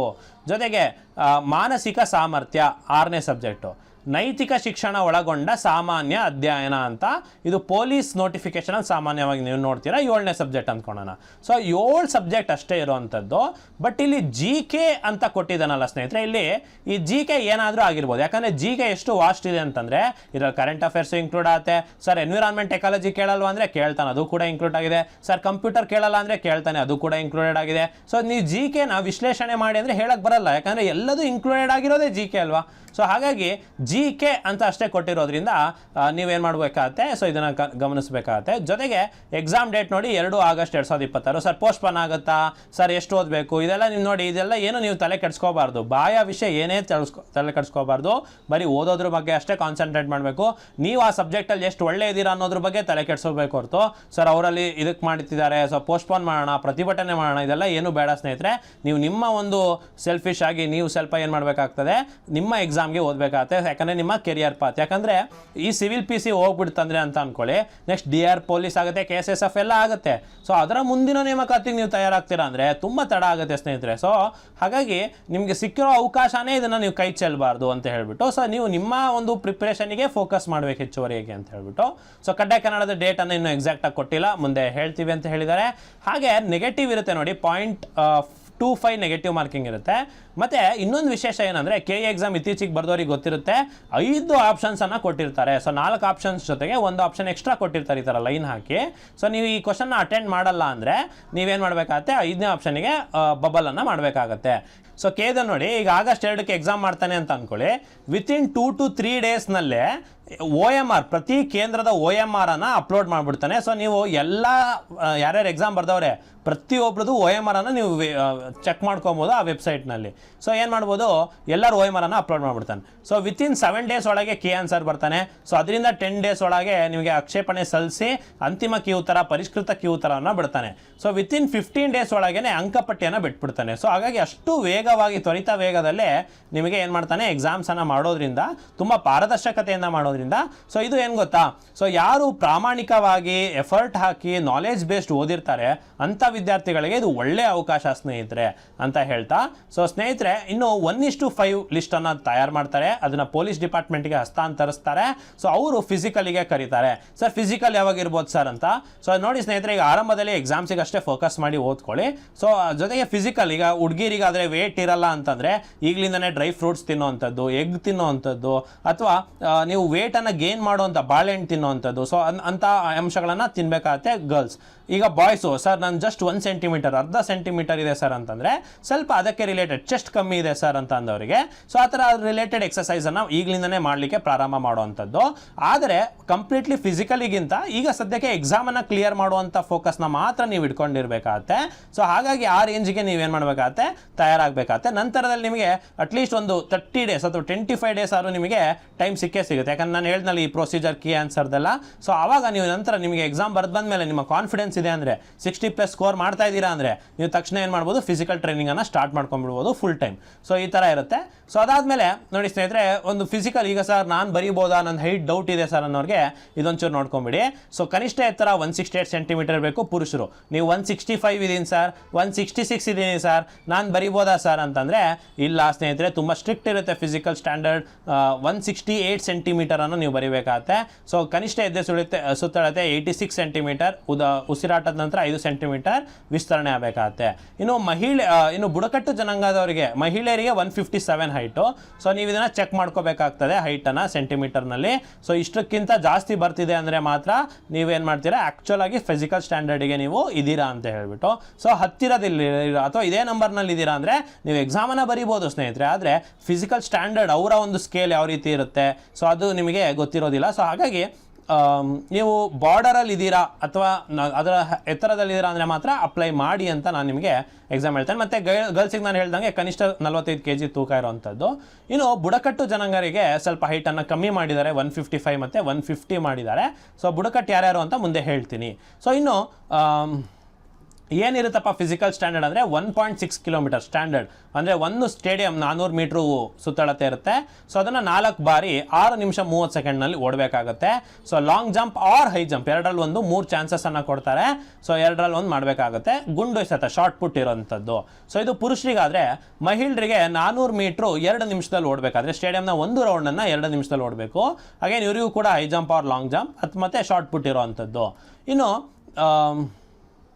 ಈಗ ಫಿಸಿಕಲ್ ಆದಮೇಲೆ 1:2 ಅನುಪಾತದಲ್ಲಿ ಅವ್ರಿಗೆ ಏನು ಮಾಡ್ತಾರೆ, ಶಾರ್ಟ್ ಲಿಸ್ಟನ್ನು ಮಾಡಿಬಿಟ್ಟು ಮೆಡಿಕಲ್ ಎಕ್ಸಾಮ್ಸಿಗೆ ಕರೀತಾರೆ. ಇನ್ನೊಂದು ಬುಡಕಟ್ಟು ಯಾರು ಅಂತ ಹೇಳಿದ್ನಲ್ವಾ. ಸೊ ಬುಡಕಟ್ಟು ಎಂದರೆ ಅಂತ ಮೆನ್ಷನ್ ಮಾಡಿದ್ದಾರೆ ನೋಡಿ. ಉತ್ತರ ಕನ್ನಡ, ಕಾರವಾರ, ದಕ್ಷಿಣ ಕನ್ನಡ, ಮಂಗಳೂರು, ಉಡುಪಿ, ಚಿಕ್ಕಮಗಳೂರು, ಶಿವಮೊಗ್ಗ, ಕೊಡಗು, ಚಾಮರಾಜನಗರ, ಮೈಸೂರು ಈ ಅರಣ್ಯಗಳಲ್ಲಿ ಸಿಗುವಂತಹ ಸಿದ್ದಿಗರು, ಜೇನು ಕುರುಬರು, ಕಾಡು ಕುರುಬರು, ಎರವ, ಸೊಲಿಗ, ಕುಡಿಯ, ಗೌಡ್ಲು, ಹೊಸಲೂರು, ಮಲೈಕುಡಿಯ ಹಾಗೆ ಕೊರಗ ಬುಡಕಟ್ಟು ಸಮುದಾಯವರನ್ನು ಮಾತ್ರ ನಾವು ಏನು ಇಲ್ಲಿ ಬುಡಕಟ್ಟು ಅಂತ ಹೈಟ್ ಕಮ್ಮಿ ಕೇಳಿದ್ದಾರೆ, ಏಜ್ ಜಾಸ್ತಿ ಕೊಟ್ಟಿದ್ದಾರೆ, ಅದೆಲ್ಲ ಇದೆಯಲ್ಲ ಸ್ನೇಹಿತರೆ, ಅದು ಇವರಿಗೆ ಅಂತ ಸ್ನೇಹಿತರೆ. ಸೊ ಹಾಗಾಗಿ ಇನ್ನೊಂದು, ಸರ್ ನಂಗೆ ಕನ್ನಡಕ ಇದೆ ಸರ್, ನಾನು ಪೊಲೀಸ್ ಬರೀಬೋದಾ ಅಂತಂದರೆ ಇಲ್ಲಿ ನೋಡಿ, ಇಲ್ಲಿ ಅತಿ ಕನಿಷ್ಠ ಇಷ್ಟಿದೆ ನೋಡಿ, 6/6 ಸ್ಟ್ಯಾಂಡರ್ಡು. ಸೊ 6/9, 6/12, 0.8 ದೂರದ ದೃಷ್ಟಿ ಸಮೀಪದ ದೃಷ್ಟಿ ಇರುತ್ತೆ. ಐ ಟೆಸ್ಟನ್ನು ನೀವು ಮಾಡಿಸ್ಕೋಬೋದು ಸ್ನೇಹಿತರೆ. ಹಾಗೆ ಶ್ರವಣ ಶಕ್ತಿ, ನೀವು ಇಯರಿಂಗ್ ಆಗಿರ್ಬೋದು, ಇದೆಲ್ಲ ವೆರಿಕಲ್ ಸ್ವೈನ್ಸ್ ಇಲ್ಲದೆ ಆಗಿರೋಂಥದ್ದಾಗಿರ್ಬೋದು. ಮತ್ತು ಸುಮಾರು ಜನ ತೊದಲುತ್ತಾರೆ, ನಾವು ಬರೀಬೋದು ಎಕ್ಸಾಮ್ ಅಂದರೆ. ಇಲ್ಲ ಸ್ನೇಹಿತರೆ, ಇಂಪಿಡಿಮೆಂಟ್ ಇನ್ ಸ್ಪೀಚ್ ಇದ್ದರೆ ನಿಮ್ಗೆ ಬರೆಯೋಕ್ಕೆ ಅವಕಾಶ ಇಲ್ಲ. ಹಾಗೆ ಈ ರೀತಿ ನಿಮಗೆ ಒಂದಿಷ್ಟು ಸ್ಟ್ಯಾಂಡರ್ಡನ್ನು ಕೊಟ್ಟಿದ್ದಾರೆ. ಯಾಕಂದರೆ ಇದು ಫಿಸಿಕಲ್ ಜಾಬ್ ಆಗಿರೋದ್ರಿಂದ ಸೊ ನಿಮಗೆ ಫಿಸಿಕಲಿ ಸ್ಟ್ಯಾಂಡರ್ಡ್ ತುಂಬ ಇಂಪಾರ್ಟೆಂಟ್. ಇನ್ನೊಂದು ಲಾಸ್ಟ್ ವಿಷಯ ಏನು ಹೇಳೋದಾದರೆ SC/ST ಸರ್ಟಿಫಿಕೇಟ್. ಸೊ ಸ್ನೇಹಿತರೆ, ಈಗ SC ಒಳ ಮೀಸಲಾತಿ ಆಗಿರುವಂಥದ್ದು ಪ್ರವರ್ಗ A, B, C ಅಂತ ಆಗಿದೆ. ಸೊ ಯಾರು ಈ ಸರ್ಟಿಫಿಕೇಟನ್ನು ನೀವು ಮಾಡಿಸ್ಕೊಂಡಿಲ್ಲ ಸ್ನೇಹಿತರೆ, ನೀವು ನಿಮ್ಮ ಹತ್ತಿರದ ತಾಲೂಕು ಆಫೀಸ್ಗಳಿಗೆ ಹೋಗ್ಬಿಟ್ಟು ಸೊ ನಿಮ್ಮ ಹಳೆಯ ಕ್ಯಾಸ್ಟ್ ಸರ್ಟಿಫಿಕೇಟ್, ಹಾಗೆ ಒಂದು ನೋಟರಿ, ನೀವು ಯಾವ ಒಂದು ಕೆಟಗರಿಗೆ ಪ್ರವರ್ಗದಕ್ಕೆ ಸೇರ್ತೀರಾ ಅನ್ನೋ ಒಂದು ನೋಟರಿ, ಹಾಗೆ 100 ರೂಪಾಯಿ ಏನು ಸ್ಟ್ಯಾಂಪ್ ಪೇಪರ್, 200 ರೂಪಾಯಿ ಸ್ಟ್ಯಾಂಪ್ ಪೇಪರ್ ಇರುತ್ತೆ ಅದು, ಹಾಗೆಯೇ ನಿಮ್ಮ ರೇಷನ್ ಕಾರ್ಡ್ ಅಥವಾ ನಿಮ್ಮ ಸ್ಕೂಲ್ನ TC, ಸ್ಕೂಲ್ ಅಥವಾ PUCಯ TC, ಇದನ್ನಿಷ್ಟು ತೆಗೆದುಕೊಂಡು ನಾಡ ಕಚೇರಿಗೆ ಹೋದರೆ ಅವರು ನಿಮಗೆ ಹೊಸ ಒಳ ಮೀಸಲಾತಿಯ SC ಸರ್ಟಿಫಿಕೇಟನ್ನು ಕೊಡ್ತಾರೆ. ಇದು ಕೇವಲ SC ಅವರಿಗೆ ಮಾತ್ರ ನಾನು ಹೇಳ್ತಿರೋದು. ಸೊ SC ಸರ್ಟಿಫಿಕೇಟನ್ನು ಕೊಡ್ತಾರೆ. ಆ ಒಂದು RD ನಂಬರೇ ನಿಮಗೆ ಇಂಪಾರ್ಟೆಂಟ್ ಆಗಿರುತ್ತೆ. ಸೊ ಯಾರೀಗ ಅಪ್ಲಿಕೇಶನ್ ಹಾಕೋಕ್ಕೆ ಇನ್ನೂ ಮಾಡಿಸ್ಕೊಂಡಿಲ್ವೋ, ಸೊ ತಕ್ಷಣದಲ್ಲೇ ಅಪ್ಲೈ ಮಾಡಿದರೆ RD ನಂಬರ್ ಜನರೇಟ್ ಆಗಿರುತ್ತೆ. ಸೊ ನಂತರದಲ್ಲಿ ಏನು ರೆವಿನ್ಯೂ ಇನ್ಸ್ಪೆಕ್ಟರ್ VAದೆಲ್ಲ ವೆರಿಫಿಕೇಷನ್ ಆಗುತ್ತೆ, ಅವಾಗ ಅಪ್ರೂವ್ ಆಗುತ್ತೆ, ಅವಾಗ ನೀವು ಅಪ್ಲೈ ಮಾಡ್ಬೋದು. ಸೊ ಹಾಗಾಗಿ 8ನೇ ತಾರೀಕಿಗೆ ಸ್ಟಾರ್ಟ್ ಆಗೋ ಮುಂಚೆನೇ ಈ ಡಾಕ್ಯುಮೆಂಟ್ಸನ್ನು ಇಟ್ಕೊಳ್ಳಿ. ಅದೇ ರೀತಿ ಕನ್ನಡ ಮಾಧ್ಯಮ, ಗ್ರಾಮೀಣ ಮಾಧ್ಯಮ, OBC ಆಗಿರ್ಬೋದು, ಇನ್ಕಮ್ ಸರ್ಟಿಫಿಕೇಟ್ ಆಗಿರ್ಬೋದು, ಇವನ್ನೆಲ್ಲವನ್ನು ಕೂಡ ನೀವು ಮಾಡ್ಕೊಳ್ಬೇಕಾಗತ್ತೆ ಸ್ನೇಹಿತರೆ. ಸೊ ಯಾವುದು ಡೇಟ್ ಒಳಗಿದೆ, ಡೇಟ್ ದಾಟೋಗಿದೆ, ಅದನ್ನೆಲ್ಲ ನೀವು ಗಮನಿಸಿ. ಸರ್ ಈಗ ಸದ್ಯಕ್ಕೆ ನಮಗೆ ಏನೇನು ಬೇಕು ಸರ್ ಅಂತ ಹೇಳ್ಬಿಡ್ತೀನಿ ನೋಡಿ. ಅರ್ಜಿ ತುಂಬೋ ಸಂದರ್ಭದಲ್ಲಿ ಏನೇನು ಬೇಕಂದರೆ, ಒಂದು ಆಧಾರ್ ಕಾರ್ಡ್ ಬೇಕು, ಮತ್ತು ಜೊತೆಗೆ ಡಿಜಿಲಾಕರ್ ಎಲ್ಲ ನೀವು ಇಟ್ಕೊಂಡಿರಬೇಕು. ಜೊತೆಗೆ ನಾನು ಹೇಳ್ದಂಗೆ ನಿಮ್ಮ ಒಂದು SSLC ವಿದ್ಯಾರ್ಹತೆ ಮತ್ತು PUC ಸರ್ಟಿಫಿಕೇಟ್, ತತ್ಸಮಾನ ವಿದ್ಯಾರ್ಹತೆಯ ಒಂದು ಸರ್ಟಿಫಿಕೇಟ್, ಇದು ನಿಮಗೆ ಮಾಜಿ ಸೈನ್ಯದವರಿಗೆ ನಿಮಗೆ ಬರಲ್ಲ. SC/ST OBC ಸರ್ಟಿಫಿಕೇಟ್, ಕನ್ನಡ ಮಾಧ್ಯಮ ಸರ್ಟಿಫಿಕೇಟ್, ಹಾಗೆ ನೀವೇನಾದರೂ ಇದ್ದರೆ NOC ಆ ಥರದ್ದು ಬೇಕಾಗುತ್ತೆ. ಸೊ ಸದ್ಯಕ್ಕೆ ಏನಂತಂದರೆ ಆಧಾರು, ಕ್ಯಾಸ್ಟು, ಇನ್ಕಮ್ಮು ಮತ್ತು ನಿಮ್ಮ SSLC ಮತ್ತು PUC ಇಷ್ಟು ನಿಮಗೆ ಬೇಕಾಗ್ತದೆ ಸ್ನೇಹಿತರೆ. ಸೊ ಇದನ್ನೆಲ್ಲ ನೀವು ನೆನಪಲ್ಲಿಟ್ಕೋಬೇಕಾಗತ್ತೆ. ಸೊ ಈಗ ಇನ್ನೊಂದು ಲಾಸ್ಟ್ ಆಗಿ ವಿಷಯ ಇನ್ನೊಂದೇನೊಂದು ಹೇಳೋದಾದರೆ, ಸೊ ಯಾವ ಥರ ಹುದ್ದೆ ವರ್ಗೀಕರಣ ಆಗಿದೆ ಅನ್ನೋದು ನೋಡ್ಕೊಂಡು ನೀವು ಅಪ್ಲೈ ಮಾಡಬೇಕು. ಉದಾಹರಣೆಗೆ ನೀವು SC ಪ್ರವರ್ಗ CL ಬರ್ತೀರಾ ಅಂತ ಅಂದ್ಕೊಳ್ಳೋಣ. ಪರಿಶಿಷ್ಟ ಜಾತಿ ಪ್ರವರ್ಗ C. ಸರ್ ನಾವು ಲಂಬಾಣಿ ಇದ್ದೀವಿ, ಸರ್ ನಾವು ಬೋವಿ ಜನಾಂಗದಲ್ಲಿದ್ದೀವಿ. ಸೊ ನಮಗೆ ಎಷ್ಟು ಪೋಸ್ಟ್ ಇದೆ ಅಂತ ನೀವು ನೋಡೋದಾದರೆ ಇಲ್ಲಿ ಕೊಟ್ಟಿದ್ದಾರೆ ನೋಡಿ. ಗ್ರಾಮೀಣ ಅಭ್ಯರ್ಥಿಗೆ 1 ಪೋಸ್ಟು, ಇಲ್ಲಿ 1 ಸ್ಟಾರ್ ಅಂತ ಕೊಟ್ಟಾರೆ. ಸ್ಟಾರ್ ಅಂದರೆ ಏನು ಗೊತ್ತಾ, ಸೊ ನಿಮಗೇನು ಒಳ ಮೀಸಲಾತಿ ಅಪ್ರೂವ್ ಆಯಿತು, ಅಪ್ರೂವ್ ಆಗಬೇಕಾದ್ರೆ ಹೇಳಿದರು, ಬಿಕಾಸ್ ಪ್ರವರ್ಗ C ಸ್ವಲ್ಪ ಉನ್ನತ ಮಟ್ಟದಲ್ಲಿ ಅವ್ರಿಗೇನು ಆರ್ಥಿಕವಾಗಿ ಸದೃಢರು ಇರೋದ್ರಿಂದ ಅದರಲ್ಲಿ ಹಿಂದುಳಿದ 59 ಏನು ಒಳ ಜಾತಿಗಳಿಗೆ ಮಾತ್ರ ಹೆಚ್ಚು ಪ್ರಾತಿನಿಧ್ಯ ಕೊಡಬೇಕು ಅಂತ ಸ್ಟಾರ್ ಮಾರ್ಕನ್ನು ಕೊಟ್ಟಿದ್ದಾರೆ ಅಷ್ಟೇ. ಬಟ್ ಇದು SC ಪ್ರವರ್ಗ C ಇದ್ದವ್ರಿಗೆಲ್ಲರಿಗೂ ಬರುತ್ತೆ. ಸೊ ಆ 1 ಪೋಸ್ಟ್ ಇದೆ. ಗ್ರಾಮೀಣ ಅಭ್ಯರ್ಥಿ ಇದ್ದವರಿಗೆ 1 ಪೋಸ್ಟ್, ಒಟ್ಟಾರೆ 2 ಪೋಸ್ಟ್ 3 ಪೋಸ್ಟ್ ಇರೋವಂಥದ್ದು. 1+1+1 3 ಪೋಸ್ಟ್ ಇರೋವಂಥದ್ದು. ಅಥವಾ ನೀವು ಕೆಟಗರಿ 2A ಸೇರ್ತೀರಾ ಅಂದರೆ 6 ಪೋಸ್ಟ್ ಇತರರು ಅಂದರೆ ಸಾಮಾನ್ಯ ಅಭ್ಯರ್ಥಿಗೆ, ಗ್ರಾಮೀಣಗೆ 3, ಒಟ್ಟಾರೆ 9 ಪೋಸ್ಟ್ ಇದೆ. ಸೊ ನೀವೇನಾದರೂ ರೂರಲ್ ಕೋಟಾ ಅಪ್ಲೈ ಮಾಡಿದ್ರೆ ಮಾತ್ರ ನೀವು ಇದಕ್ಕೆ ಕೂಡ ಕಾಂಪೀಟ್ ಮಾಡ್ತೀರಾ. ಇಲ್ಲ ಅಂದರೆ ಈ 9 ಪೋಸ್ಟಿಗೆ ಮಾತ್ರ ನೀವು ಕೆಟಗರಿ ವೈಸ್ ಕಾಂಪೀಟ್ ಮಾಡ್ತಿರ್ತೀರಾ. ಇಲ್ಲ ಅಂದರೆ ಈ ಸಾಮಾನ್ಯ ಅಭ್ಯರ್ಥಿಯಲ್ಲಿ 18 ಪೋಸ್ಟ್ ಇದೆಯಲ್ಲ, ಒಟ್ಟಾರೆ 33 ಇದೆ ಅಲ್ವಾ. ಸೊ ಈ 18 ಪೋಸ್ಟು ಪ್ಲಸ್ ಈ 9 ಪೋಸ್ಟ್ ಇಷ್ಟಕ್ಕೆ ಮಾತ್ರ ನೀವು ಕಾಂಪೀಟ್ ಮಾಡ್ತೀರಾ ಆ ಜಿಲ್ಲೆಯಲ್ಲಿ, ಆಯಿತಾ. ಸೊ ಈ ರೀತಿ ಇರುತ್ತೆ. ಸೊ ನೀವೇನು 3,000 ಪೋಸ್ಟ್ ಅಂದರೆ 3,000 ಪೋಸ್ಟಿಗೆ ನೀವು ಕಾಂಪೀಟ್ ಮಾಡ್ತಿರಲ್ಲ. ನಿಮ್ಮ ಜಿಲ್ಲೆಯಲ್ಲಿ ಎಷ್ಟು ಖಾಲಿ ಇರುತ್ತೋ ಅದರಲ್ಲೂ ನಿಮ್ಮ ರಿಸರ್ವೇಷನಿಗೆ ಎಷ್ಟು ಖಾಲಿ ಇರುತ್ತೋ ಪ್ಲಸ್ ಸಾಮಾನ್ಯ ಅಭ್ಯರ್ಥಿಗೆ ಎಷ್ಟು ಖಾಲಿ ಇರುತ್ತೋ ಅಷ್ಟು ಪೋಸ್ಟಿಗೆ ಮಾತ್ರ ನೀವು ಕಾಂಪೀಟ್ ಮಾಡ್ತಿರ್ತೀರಾ ಅನ್ನೋ ಒಂದು ಸತ್ಯವನ್ನು ನೀವು ಅರ್ಥ ಮಾಡ್ಕೊಳ್ಳಿ. ಹಾಗೆ ಇದು ಮಹಿಳೆಯರಿಗೆ ಎಷ್ಟಿದೆ ಅಂತ ನೀವು ನೋಡ್ತೀರಾ. ಸೊ ಹಾಗಾಗಿ ಸರ್ ನಮಗೆ ನಮ್ಮ ಜಿಲ್ಲೆಯಲ್ಲಿ ನಂಗೆ ಪೋಸ್ಟೇ ಇಲ್ಲ ಸರ್, ನಾನು ಯಾವುದೋ ಒಂದು ಕೆಟಗರಿಗೆ ಸೇರ್ತೀನಿ ಅಂದ್ಕೊಳ್ಳಿ, ಆ ಕೆಟಗರಿ ಪೋಸ್ಟೇ ಇಲ್ಲ ಸರ್, ನಾನು ಅಪ್ಲೈ ಮಾಡ್ಬೋದಾ? ನಾನು ಹಾಗಾದ್ರೆ ಎಲ್ಲಿ ಕಾಂಪೀಟ್ ಮಾಡ್ತಿರ್ತೀನಿ ಅಂದರೆ ನಿಮ್ಮ ಜಿಲ್ಲೆಯಲ್ಲಿ ನಿಮ್ಮ ಕೆಟಗರಿಗೆ ಪೋಸ್ಟ್ ಇಲ್ಲ ಅಂದರೆ ನೀವು ಸಾಮಾನ್ಯ ಅಭ್ಯರ್ಥಿಯಲ್ಲಿ ಕಾಂಪೀಟ್ ಮಾಡ್ತಾ ಇರ್ತೀರಾ. ಸೊ ಹಾಗಾಗಿ ನೀವು ಯಾವ ಜಿಲ್ಲೆಯಲ್ಲಿ ಜಾಸ್ತಿ ಪೋಸ್ಟ್ ಇರುತ್ತೋ ಅದಕ್ಕೆ ಅಪ್ಲೈ ಮಾಡ್ಬೋದು. ಉದಾಹರಣೆಗೆ ಬೆಂಗಳೂರು ನಗರ, ಸೊ ಬ್ಯಾಂಗ್ಳೂರು ಸಿಟಿಯಲ್ಲಿ ಅತ್ಯಂತ ಹೆಚ್ಚು ಪೋಸ್ಟ್ ಇರುವಂಥದ್ದು 1343 ಪೋಸ್ಟ್ ಇರುವಂಥದ್ದು. ಸೊ ನೀವು ಬೆಂಗಳೂರು ನಗರಕ್ಕೆ ಹೋಗ್ಬೋದು. ಬಟ್ ಏನಂತಂದರೆ ನಾನು ನಿಮಗೆ ಹೇಳ್ದಂಗೆ ಟ್ರಾನ್ಸ್ಫರ್ ಸಮಸ್ಯೆ 10 ಇಯರ್ಸ್ ಟ್ರಾನ್ಸ್ಫರ್ಸ್ ಇರೋದಿಲ್ಲ ಅಂತ ನಮಗೆ ಮಾಹಿತಿ ಸುಮಾರು ಜನ ಹೇಳ್ತಾರೆ. ಸೊ ಹಾಗಾಗಿ ನಿಮ್ಮ ಊರಿನಲ್ಲೇ ನೀವು ಅಪ್ಲೈ ಮಾಡ್ಕೊಂಡು, ಯಾಕಂದರೆ ಹೆಂಗಿದ್ರು ಓದೇ ಪಾಸ್ ಆಗಬೇಕಿರೋದ್ರಿಂದ ಸೊ ನೀವು ಅದನ್ನು ಮಾಡ್ಕೋಬೋದು. ಸ್ನೇಹಿತರೆ, ನಾನು ನಿಮಗೆ ಏನು ಹೇಳಿರುವಂಥ ಕ್ವಶನ್ ಪೇಪರ್ಸ್ ಆಗಿರಲಿ, ಹೆಚ್ಚಿನ ಮಾಹಿತಿ ಆಗಿರಲಿ, ಸೊ ನಮ್ಮ ಟೆಲಿಗ್ರಾಮ್ ಚಾನಲ್ ಅಥವಾ ನಮ್ಮ ವಾಟ್ಸ್ಆ್ಯಪ್ ಚಾನಲ್ಗೆ ನೀವು ಸ್ಕ್ಯಾನ್ ಮಾಡೋ ಈ QR ಕೋಡನ್ನು ಸ್ಕ್ಯಾನ್ ಮಾಡೋ ಮುಖಾಂತರ ಜಾಯ್ನ್ ಆಗ್ಬೋದು ಸ್ನೇಹಿತರೆ. ಸೊ ಅಥವಾ ಸರ್ ಬ್ಯಾಚ್ ಬೇಕು ಸರ್, ನಮಗೆ ಕ್ವಿಕ್ ಬ್ಯಾಚ್ ಬೇಕು ಅಥವಾ ನಮಗೆ ಮಾಕ್ ಟೆಸ್ಟ್ ಬೇಕು, ಟೆಸ್ಟ್ ಸೀರೀಸ್ ಬೇಕು, ಈ ಥರ ಅಂತ ಹೇಳುವಂಥ ವಿದ್ಯಾರ್ಥಿಗಳು ರಾಘವೇಂದ್ರ ಸ್ವಾಮಿ ಮಠದ ರಸ್ತೆ, ತಿಲಕ್ ನಗರ್ ಮೊದಲನೇ ಕ್ರಾಸಲ್ಲಿ ಸತತ 11 ವರ್ಷದಿಂದ ಅತ್ಯುತ್ತಮ ಫಲಿತಾಂಶ ದಾಖಲಿಸ್ಕೊಂಡು ಬರ್ತಿರುವಂತಹ ನಿಮ್ಮ ಅಚೀವರ್ ಸಂಸ್ಥೆಗೆ ಖುದ್ದಾಗಿ ಭೇಟಿ ನೀಡಬಹುದು. ಸ್ಕ್ರೀನ್ ಮೇಲೆ ಕಾಣ್ತಿರುವಂಥ ನಂಬರ್ಗೆ ಸಂಪರ್ಕಿಸಿ. ಸೊ ಸ್ನೇಹಿತರೆ, ಈ ಸ್ಟ್ರಾಟಜಿ ಪ್ಲಸ್ ನೋಟಿಫಿಕೇಶನ್ ಎಕ್ಸ್ಪ್ಲೇಷನೇಷನ್ ವಿಡಿಯೋ ನಿಮಗೆ ಅರ್ಥ ಆಗಿತ್ತು ಅಂತಂದರೆ ಲೈಕ್ ಮಾಡಿ, ಶೇರ್ ಮಾಡಿ, ಹಾಗೆ ನಿಮ್ಮ ಫ್ರೆಂಡ್ಸ್ಗೂ ಕೂಡ ತಿಳಿಸಿ. ಸೊ ಯಾರೇ PUC ಓದಿರಲಿ, ಯಾರೇ ಡಿಪ್ಲೊಮಾ ಓದಿರಲಿ, ಸೊ ಅವರು ಫಿಸಿಕಲಿ ಸ್ಟ್ಯಾಂಡರ್ಡ್ ಇದ್ದಾರೆ ಅಂತಂದರೆ ಅವರೆಲ್ಲರೂ ಕೂಡ ಈ ಎಕ್ಸಾಮ್ ಒಮ್ಮೆ ಬರೀರಿ ಅಂತ ಹೇಳ್ತಾ, ಸೊ ಸ್ನೇಹಿತರೆ, ಇನ್ನೂ ಹೆಚ್ಚುವರಿಯಾಗಿ ನಾನು ಆಲ್ರೆಡಿ ಕರ್ನಾಟಕ ಹಿಸ್ಟ್ರಿಯ ಪ್ರೀವಿಯಸ್ ಇಯರ್ ಕ್ವಶನ್ಸ್, ಪೊಲೀಸ್ ಕ್ವಶನ್ಸ್ನ ಆಲ್ರೆಡಿ ವಿಡಿಯೋ ಮಾಡಿದ್ದೀನಿ ನಮ್ಮ ಚಾನಲಲ್ಲಿ, ನೀವು ನೋಡ್ಬೋದು. ಸೊ ಇದಕ್ಕೆ ಪೊಲೀಸ್ಗೆ ಸಂಬಂಧಪಟ್ಟಂಗೆ ಇನ್ನೂ ಹೆಚ್ಚು ವಿಡಿಯೋಗಳನ್ನು ನಿಮಗೆ ಬೇಕು ಅಂತಂದರೆ ಕಮೆಂಟ್ ಸೆಕ್ಷನಲ್ಲಿ ತಿಳಿಸಿ ಅಂತ ಹೇಳ್ತಾ ಮುಂದಿನ ವಿಡಿಯೋದಲ್ಲಿ ಸಿಗ್ತೀನಿ. ಧನ್ಯವಾದಗಳು.